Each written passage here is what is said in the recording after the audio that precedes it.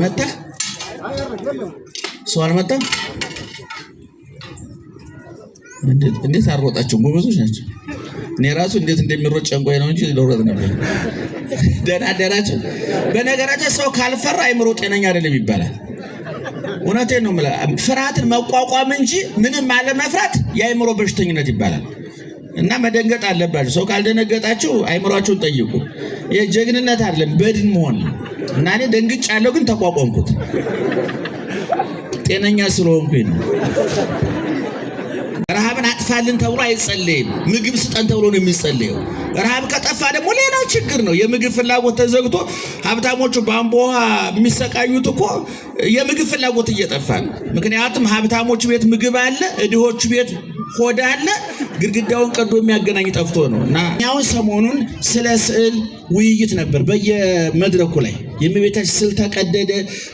ምክንያቱም መጀመሪያ ይችል ስዕል ከመቀደዷ በፊት እሷ የሚነግራት አታ ነው እንጂ ህሊናዋ ተቀዷል፣ ማንነቷ ተቀዷል፣ ሰብናዋ ተቀዷል፣ ማህበረሰቡ ሞራሉ፣ ስነ ምግባሩ፣ ማንነቱ ተቀዷል። ማንነቱ የተቀደደ ሰው ደግሞ ስዕል ቢቀድ አይገርምም። እግዚአብሔር አንጠልጥሎ ሰቅሎ የገደለ የሰው ልጅ ስዕል ቀደደ ተብሎ ሊደነቅ አይገባም። ሰይጣን ሌላም ነገር ያደርጋል። መኪና ሲነዳ ስንት አይነት መብራት ነው ያለው? አይናሞች ስንት አይነት መብራት ነው ያለው? አንደኛ ረጅም አይታየውም በማ ተጨወረብረኝ ስነ ስርዓት። ቀይ አለ አይደለም? ቀዩ ምንድነው? ቀይ ሲበራ ምንድነው? ቆም ነው አይደለም? አረንጓዴስ? አቤት ሂድ። ቢጫስ? ተጠንቀቅ ነው አይደለም? አንድ መኪና ቀይ ሲበራ ካልቆመ ምን ይሆናል? ሹፌሩ ይቀጣል አይደለም? መኪናው ፍሬን ከበጠሰ ግን ለምን ቀይ መስመር አለፍክ ይባላል? አይባልም። እኔ ፍሬን የበጠሱ ሰዎች ቀይ መስመር ሲያልፉ ጥግ ይዛችሁ አሳልፏቸው እንጂ አትላተሟቸው። እኔ ብዙ ጊዜ ተናግሬያለሁ። ሰምታችኋል እናንተ። እነዛን ነው መስማት ያለባችሁ። ሐዋርያው ቅዱስ ጳውሎስ ምን አለ? አንተ ሙሴ መልአክ ከሰማይ መልአክ መጥቶ እንኳን ቢያስተምራችሁ እኛ ካስተማርናችሁ ውጭ እንዳትቀበሉ አለ። መልአኩን አትቀበሉ ማለቱን አይደለም። መልአኩ ከእኔ የተለየ ትምህርት አያመጣም።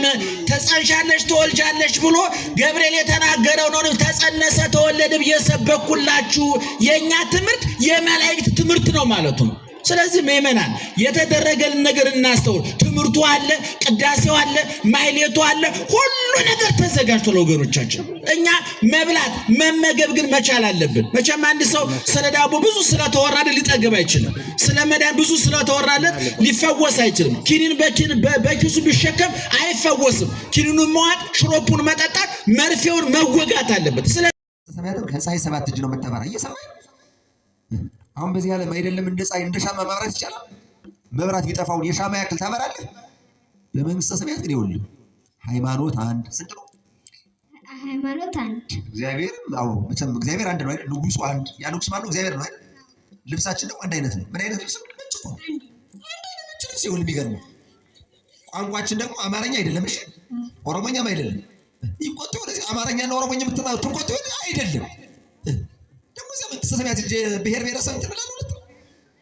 በመንግስተ ሰማያት ያለው ቋንቋ የመላእክት ቋንቋ ነው እንጂ እንግሊዘኛ የለም። ኢንተርናሽናል ነውና መንግስተ ሰማያት እንግሊዘኛ ላይ አይባልም። የለምሽ አረበኛ የለም፣ ዕብራይስጥ የለም። እየሰማሽ አማርኛ፣ ዕብራይስጥ፣ እንግሊዘኛ፣ አራማይክ፣ ሮማይስ፣ ሶማሌኛ በኢትዮጵያ አፋርኛ፣ ኦሮሞኛ፣ ትግረኛ፣ ሲዳመኛ፣ ጌዲዮ በመንግስተ ሰማያት የለም። ያለው የመላእክት ቋንቋ ነው። እየሰማሽ ደስ አይልም?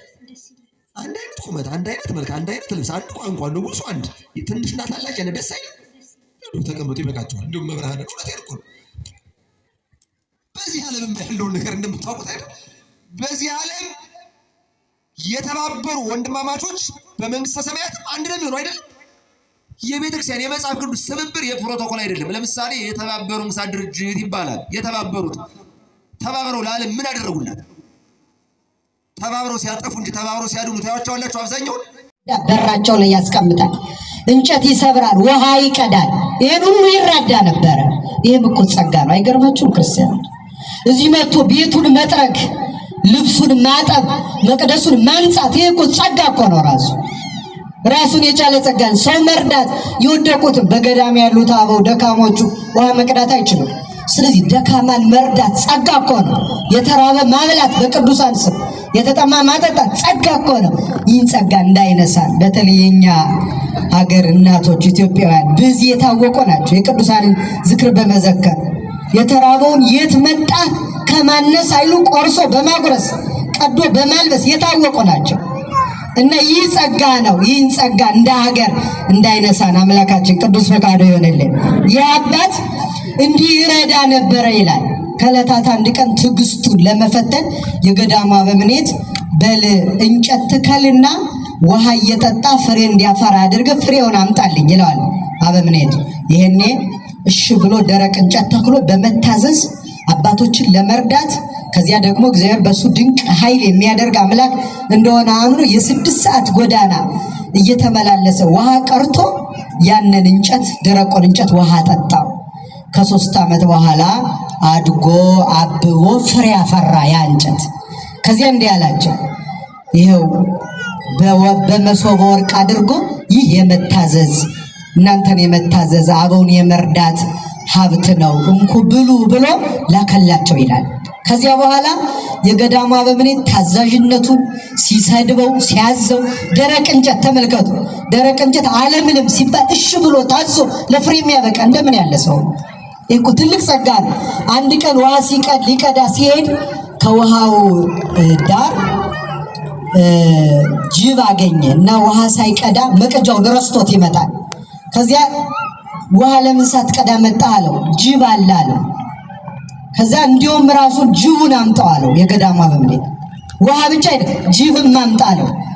እሺ በቃ አባቴ ካዘዘኝ ምን አደርጋለሁ ብሎ እንዴት ጅብ አምጣ ይለኛል ሳይል ቀጥ ብሎ ሄዶ በገመድ ጅቡን አያጅቦ አባቴ አባ ባይሞይ የገዳሙ አበምኔት ና ይልሃል እያለ እየጎተተ ይዞት ሄደ።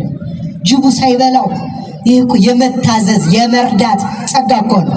እሳቸው ጅቡን ያመጣዋል ብለው ፈጽሞ አልጠበቁም ነበር። ከበዓቱ ሲገባ ውጣ ይሎታል። ውጭ አድራል። 7 ቀን ሙሉ ውጭ አሳደሩት። እሺ ነው በቃ መታዘዝ ነው፣ እሺ ማለት ነው። አንድ ቀን ግን ውጭ የሚያሳድሩት አባ ዮሐንስ ወደ ቤተ መቅደስ ሲገባ 12 መላእክት ከበው አጅበው ወደ መቅደስ ሲያስገቡ በራእይ ተመለከቱ። የገዳሙ አበምኔት መልአክ የሚከበውን ሰው የሚያጅበውን ሰው ውጭ ያሳድሩት ብለው ከዚያ ጊዜ በኋላ ውጭ ያሳድሩትም ይላል። የእሳቸው የእድሜያቸው ዘመን ሲያበቃ የገዳሙን መነኮሳት ሰብስበው እንዲህ አሉ፣ ከኔ ቀጥሎ የገዳሙ አበምኔት የሚሆነው ዮሐንስ ነው። እንዳታሳዝኑት መልአክ ነው፣ ታዘዙለት ብለው አረፉ ይላል። ካረፉም በኋላ ከመታዘዙ ሰው ከመርዳቱ እግዚአብሔር በርሱ ኃይልን ከመግለጡ የተነሳ ደክሞት ጾሞ ጸልዮ ሰግዶ ትንሽ ሲያርፍ ሚካኤልና ገብርኤል መጥተው እኔ ልቀፈው እያሉ ክንፍ ለክንፍ ሲሳጎዱ ደቀ መዝሙር ይደርስ ነበር ይላል። ሚካኤል መጥቶ እኔ ነኝ የማቅፈው፣ ገብርኤል እኔ ነኝ የሚያቅፈው እስከሚል የሚደርስ ጸጋ የተሰጣቸውን ቅዱሳን አሉ። ይህ ሁሉ ጸጋ የማን ጸጋ ነው? ክርስቲያኑ የእግዚአብሔር ጸጋ ነው።